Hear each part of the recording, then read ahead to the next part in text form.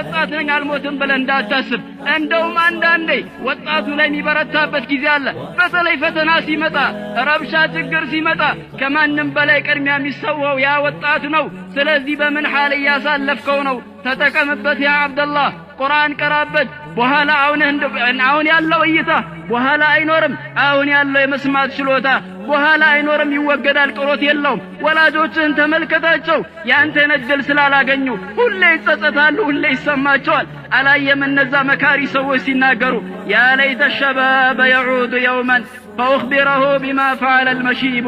ምን አለ ወጣትነት ተመልሶ በመጣ እርጅና እንዴት እንደተጫወተብኝ ነግረው ነበር እያሉ አንዳንድ አባቶች እንዲህ ወርቃማ ንግግር ይናገራሉ። ስለዚህ ጊዜያችን በአጠቃላይ መጠቀም፣ በተለይ ወጣትነት አላሁን ሱብሓነሁ ወተዓላ ተገዙት፣ አላሁን ሱብሓነሁ ወተዓላ አስወድዱት። አላህ ይወድላቸዋል።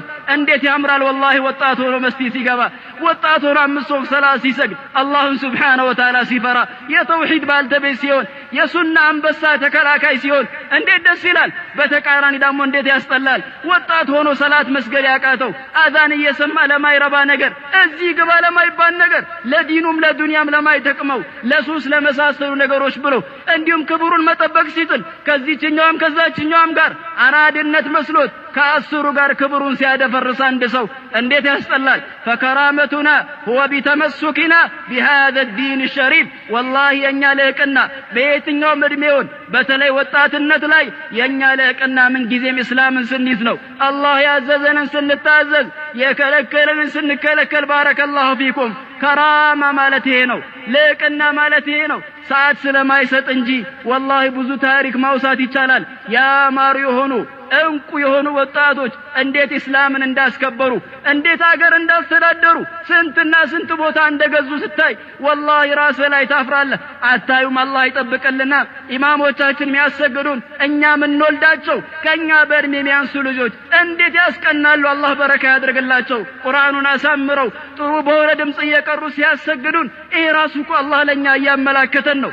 ትምህርት ነው፣ ልንማርበት ይገባን ነው። ሚን ፉረሲል ሐያ ህይወት ላይ ካሉ ትልቅ ስጦታ ትልቅ አጋጣሚ እንደዛም ቶሎ የሚያመልጥ ነገር ቢኖር ይህ ወጣትነት የሚባለው እድሜ ነው። ስለዚህ ሳይድና ሳያመልጠን ሁሌ ተውበት እያደረግን ስናጠፋ ወደ አላህ ሱብሓነሁ ወተዓላ እየተመለስን ዲኑን እየተማርን በተለይ ሰላተል ጀማዓ ላይ ጠንካራ ሰዎች ሆነን ለበኋላ ይጠቅመናል። ከሞትንም ከኖርንም ወላሂ ይጠቅመናል። ካልሆነ ግን ጸጸቱ የከፋ ነው።